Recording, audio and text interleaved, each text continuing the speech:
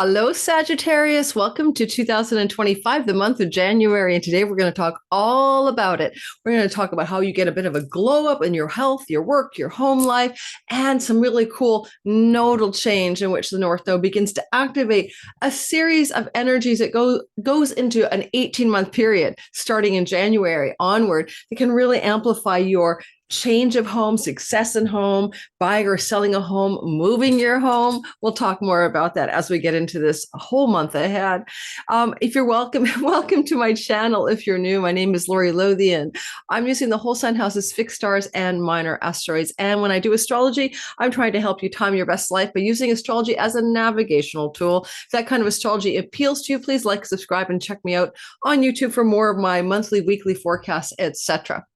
Also, the other thing I want to let you know is that my 2025 individual 2-hour videos, PDF downloads for each sign, the bundle or individual signs are on my Christmas sale. You can get that in my description box below. It is just for my followers here on YouTube or on my newsletter. And so check it out. It is a code for you to get a 30% discount. Go see if you want to buy that. It's a fundraiser for my channel. It helps me grow the channel. It helps me increase and raise some funds to buy a new ring light, time stampers. I need a new laptop, video editors, etc. So give me a hand. Check out this fundraiser down below.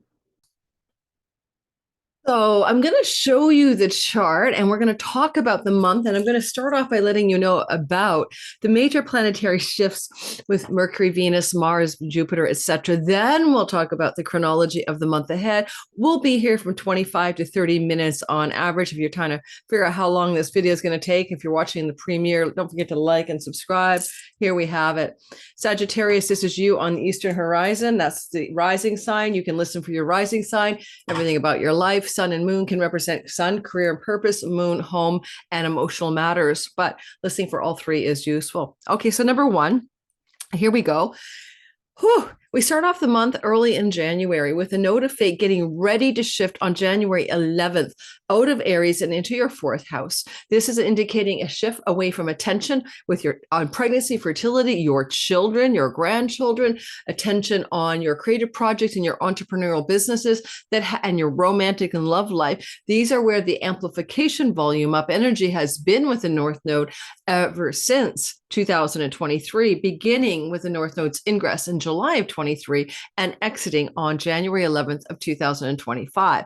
Now you're going to focus over the next 18 months on a lot of growth because this is where the eclipses will happen. When the node comes into Pisces, we do eclipses down here. And this is going to mean change, destined change of home, in the home, of the home. You can move, you could sell, you could buy. There can be major changes within the home itself, like who lives with you. And these destined shifts in that fourth house begin to show up as early as January 11th. But honestly, we're looking for that eclipse in March. And that's when we'll talk more. There's eclipses in the spring. And the eclipse cycle will be more useful, particularly the September total lunar eclipse in the house of home.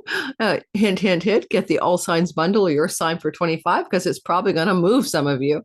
All right, so let's go back to the basics again. We are looking at a nodal shift. It's a node of destiny change. We're going to cover more of it as we do the chronology of the month. But for now, just remember that that's the backdrop story. Number two. The beginning of the month opens up with a very gnarly Mars opposite Pluto, something we haven't seen, by the way, for like hundreds of years in this particular arrangement, a retrograde Mars opposite a Pluto. And I have notes on how ancient that is, but it's hundreds of years ago.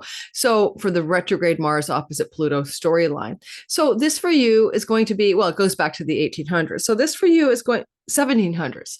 This for you is going to be like all of us, something new, something to get a grasp on. You'll be back April 27th, but Mars will be direct. Mars opposite Pluto is struggle, tension, or determination and formidable, unstoppable willpower.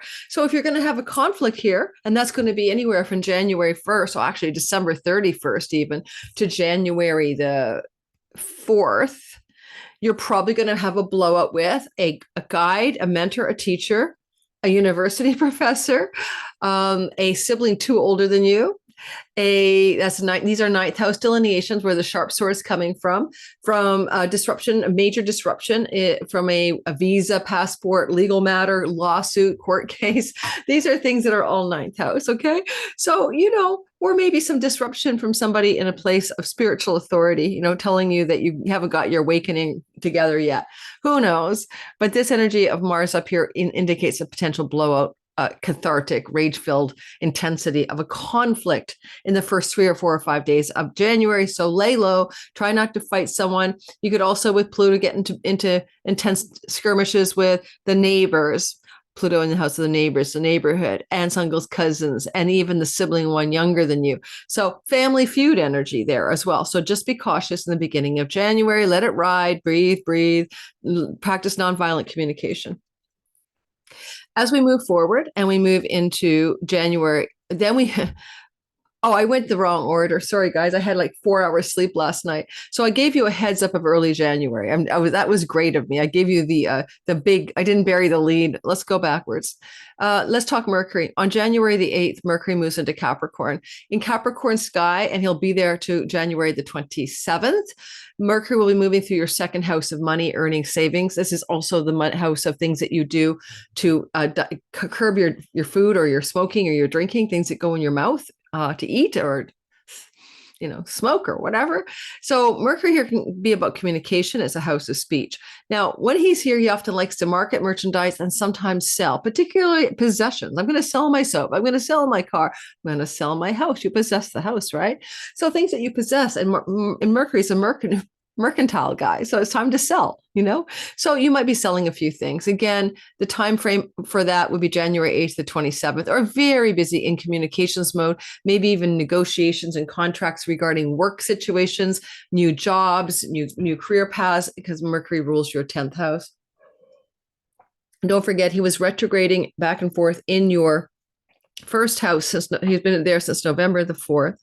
And this is indicating that he truly, truly, truly gave you some really good decision dirt on you, helped you see things clearly, get your mind together, figure out what you want to do next because you've got a clarity of mind. And so a lot of this time since November, anything you were thinking you wanted to do, or get going in your life, you probably realized you needed to wait before you figured out all of the details needed to go forward. And that's what, even in any area of your life, your relationships, your home, your work. And so now you're ready to do that. And now you're going to execute that into some action plans that involve money earnings or selling something that you possess. Again, that's going to be, as I mentioned already, January 8th to the 27th.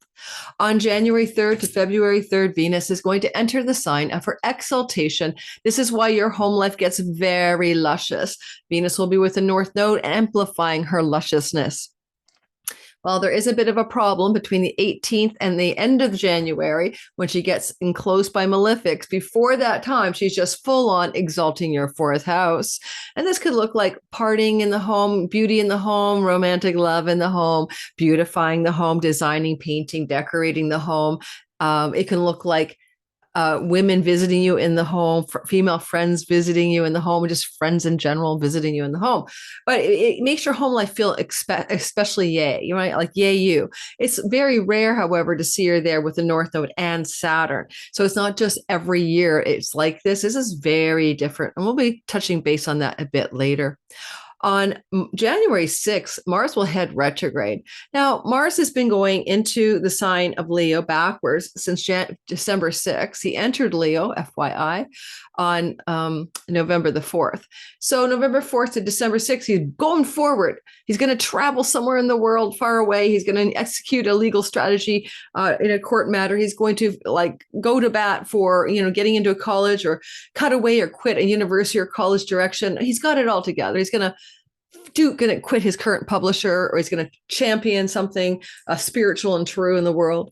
He's going to be a spiritual warrior in the 9th house of God.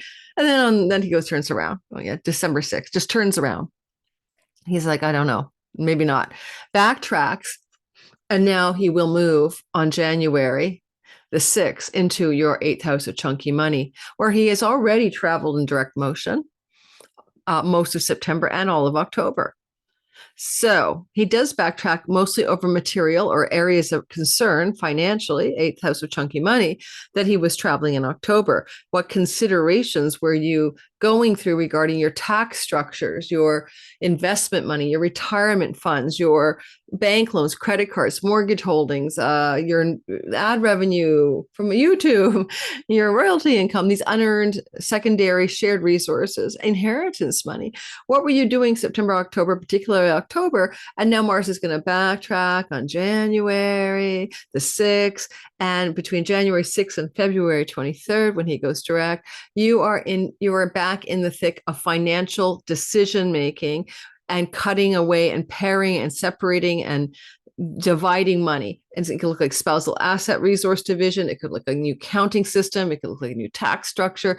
You're leaning it out and you're figuring it out. And then he goes direct, and between February 23rd and April 18th, you're going to be like finalizing eighth house money. That could be selling a home, mortgages and stuff like that are here.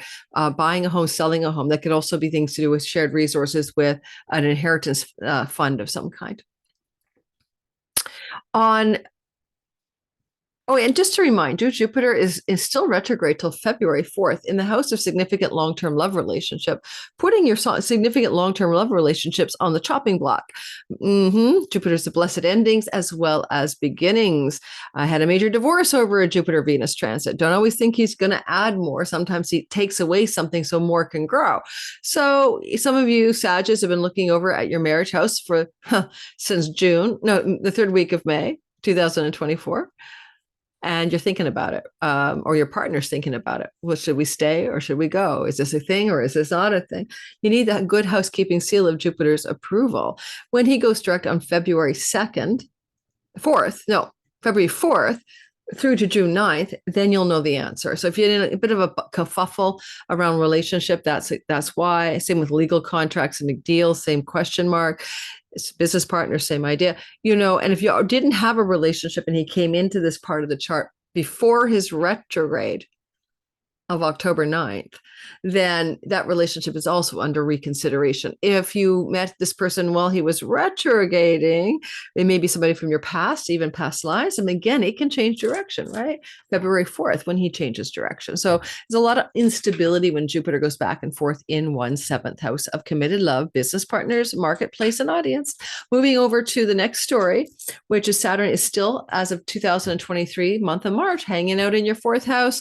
This is home alone, lonely at home, melancholic, nostalgic at home, burdened at home, elder living in the home, heaviness in the home, stern in the home, building in the home. Saturn is the foreman, the architect, constructing a new structure for your home. I mean, many clients build a home during a 3-year Saturn transit through their 4th house. So Saturn's still here until fully leaving February of 2026. That's the backdrop. Let's go ahead and break the month down into itty bitty pieces of time. I've already talked about January 1 to 4, when Mars will be opposite Pluto, and we won't readdress it. January 4 to 6, Capricorn Sun sextile Saturn. Gotta love it. The Capricorn Sun in an alignment with Saturn is wonderful for stabilizing financial matters connected to expenditures, possessions, selling, buying, and things to do with your home. You may have the idea here with this sun flowing to Saturn to purchase something for your home. And you are going to say, wow, that was a valuable purchase on something that has legs to stand on. In other words, something that can go the distance. You bought, what car, what's the car, Volvo, the sturdy Volvo. Okay. Or, you got a deal on a purchase of a property, or you got a deal about a new bed or sofa. So Sun Saturn is a good vibe for these kinds of things, or just a feeling that your financial matters are stabilizing as it connects to things you do in and from your home base. All right. So we're feeling that January 4th to the 6th. On January 10th to the 14th, Mars is in a spiritual warrior vibe, an alchemy magic vibe, trining Neptune direct. Mars is still retrograde, so it does take you back to things that were happening in your life probably in October. And Mars retrograde trining Neptune wants you to make decisions and actions, but still wait until February 23rd, I would say, to execute fully.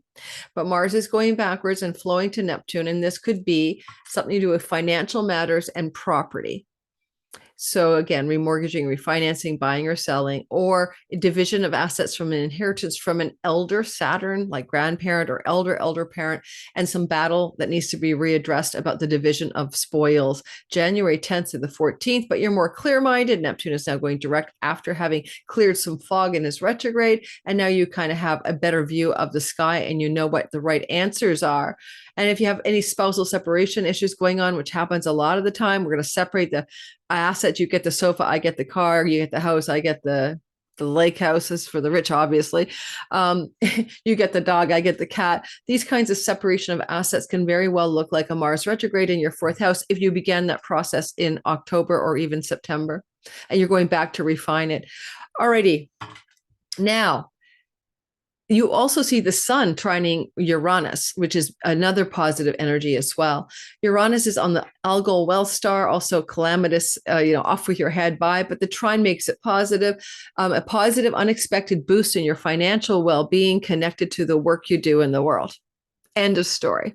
Otherwise, a dramatic, clear change of direction in your health by changing the kinds of foods you eat or substances you ingest or sniff through your nose. But either which way, it's positive. And if it's about work and earnings, it's a nice boost or boost up in your finances, January 4th to the 6th. On January 10th, and on January 13th, a full moon in the sign of Cancer. Now, this is a full moon that was seeded like in the summer, June, July kind of vibe. So you have to go back to that time to make a comparison to what you might have started in this: taxes, earnings, resources, shared resources of the spouse, money from inheritance, money from credit cards, debtors, shareholding in companies. Now, it's a conjunction, a moon with a conjunction to Mars, and therefore it indicates a cutting, ending, and severing. End of story. The moon is in dignity. She's strong here. Mars is weak. The moon has more power. We'll be doing a whole video on this moon on my channel in more depth with the asteroids. But let me just say, Mars cuts, moon tries to say gently, cut me gently, please. What? Something to do with the way you structure your finances for the most part, especially how you share that money with a partner in business or love, especially how you use it to, credit cards and banks and loans. And with this stellium forming down here, it looks like a lot of this money has to do with either family of origin, mom, dad, shared resources, land and property, or inheritances, and how you divvy the spoils or deal with it. Also, just a major structure of tax changing as well, changing your income tax structures or incorporating. But who knows? You know you best. It's definitely a thing that this full moon will unfold over the course of the next 6 months from the lunation on January the 13th. You might see evidence of what it's actually offering you. If you really look closely, you might see evidence in the first week or two after the moon. And of course, with a square to Chiron, it's also healing some part of you that has been out of touch with your joy factor or out of touch with your romantic factor as well. Hidden secret romance by cutting away all that is not right for you. I don't know. And finally, not even, we're halfway through. Okay, so on January 13th to the 16th, 14th to the 16th, 14th to the 16th, it's a hot, busy sky. Let's try to make it digestible for you. Okay, digestible is good. I am so tired from 5.5 hours sleep. I was up at 4:30 a.m. So if I make a few verbal typos, please do not troll me. Sometimes it's unbearably difficult for you guys to be so critical. So Venus will square Jupiter, and they are both benefics. This is meaning even though the square brings attention energy or friction energy that requires actions and decisions of you, it's asking you to take actions on opportunity and decisions on goodness. So January 14th to the 16th, Jupiter still retrograde, Venus direct in the sign of Pisces, not yet enclosed between the malefics of Saturn and Rahu, indicate a strong Venus applying pressure, telling Jupiter, basically, we got to get this done. She's applying to him. So, and what would she want to get done is a decision to do with legal and contractual matters to do with homeland, property, real estate, legacy wealth, even. That's where Jupiter sits from the past. Jupiter's saying, we've been here before. He's traveling over old ground. He's traveling over ground where he was most active in September. Or there is a major opportunity for your spouse. There's your long-term committed love partner, and they're experiencing a really beautiful opportunity as well. And they have to make a decision or take action on it. And with the fourth house implied there, maybe it requires some changes in how they relate to you in the home, right? Maybe they'll get a job offer quite a distance from home, or I don't know, a lot of ways it can play out. Or maybe they get some legacy money from their family of origin, or maybe something good happens to them regarding their life and the home life you share together.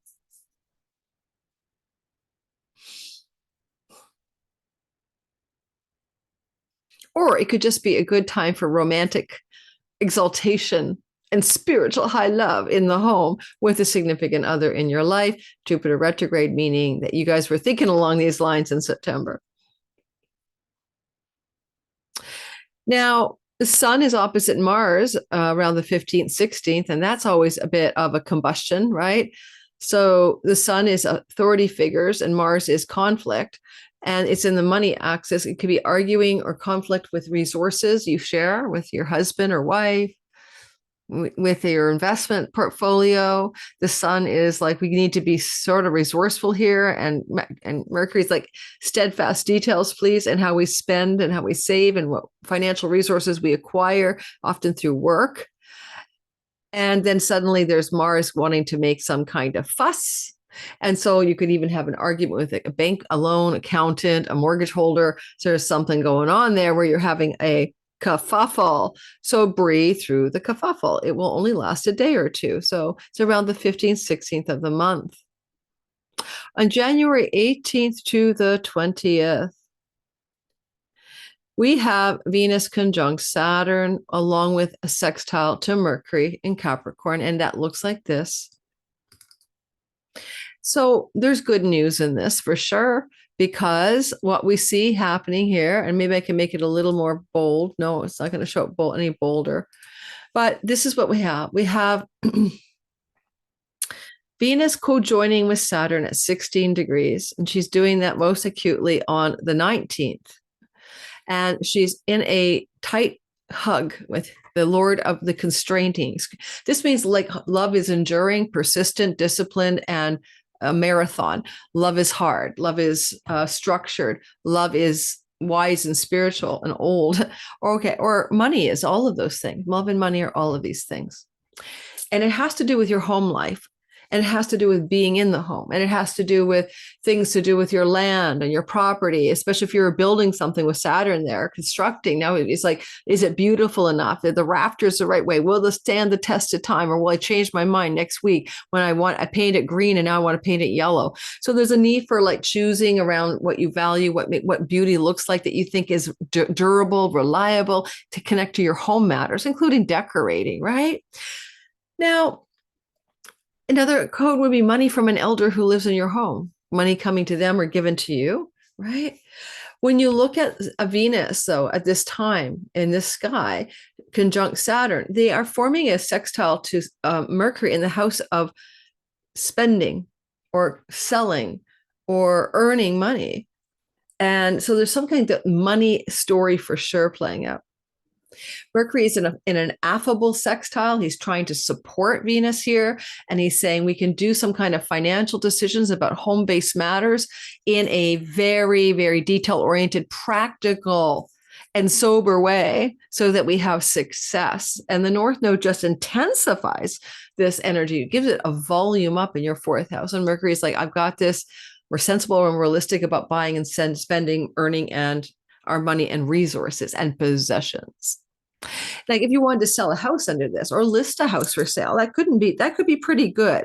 However, Venus will become besieged or enclosed on the 18th or 19th of January through to February 1st. So you might have a delay there, but there's still a positive signature between Mercury and Venus for financial matters connected to the home.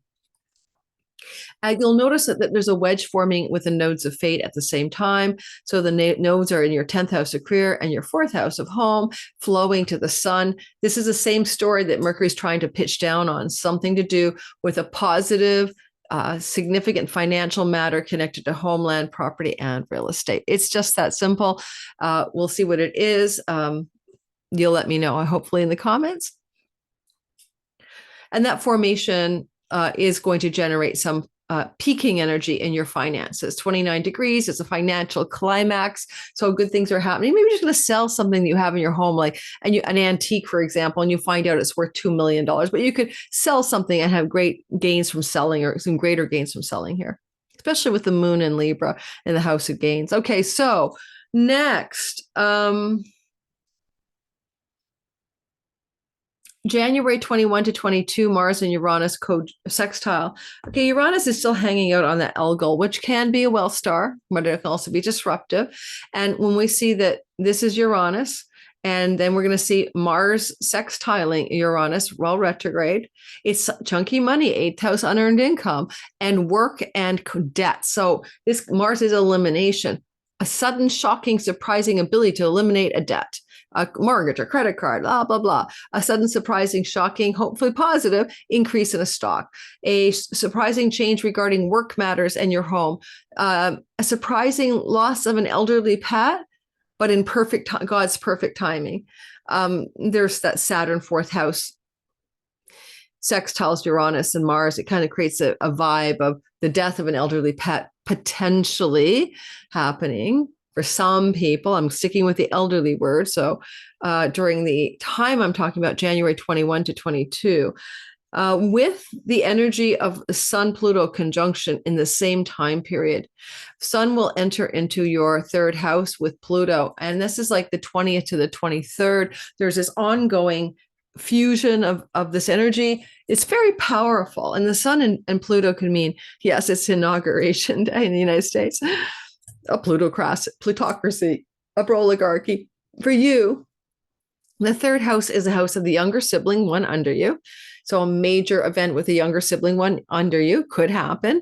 It could also be some kind of powerful power up in a writing project, a social media event, something you're doing in the social media sphere to do with marketing and selling. Writing projects really having a potency to them, good for conceiving a new writing project under this energy to have it be meaningful and impactful in the world. Or you might have a conflict of some kind with some very controlling authority figure, but it's not that bad because it is not connected to anything but a sextile to you. So a minor aunt, uncle, niece, cousin, nephew, neighbor, intensity. I wouldn't even say it's a conflict, a intensity with these people in that short window of time that I mentioned, the 20th to the 23rd of January. And we move into the next 25th to the 27th of the month. On the 25th to the 27th, what's happening? Well, first of all, the beautiful Sun trine Jupiter, which is always positive, and it happens twice a year, but not with Jupiter and Gemini. That's once every 13 years. You got to go back to 2012 years. You got to go back to 2013, 14. No, 2012, 13, summer of 12 to summer of 13. And in that year, you had 2 trines. But anyway, Jupiter's retrograde. So I want you to think back to things that were happening in September. He's kind of trundling over the area of the sky that he was traveling in September. What was happening in your life in September?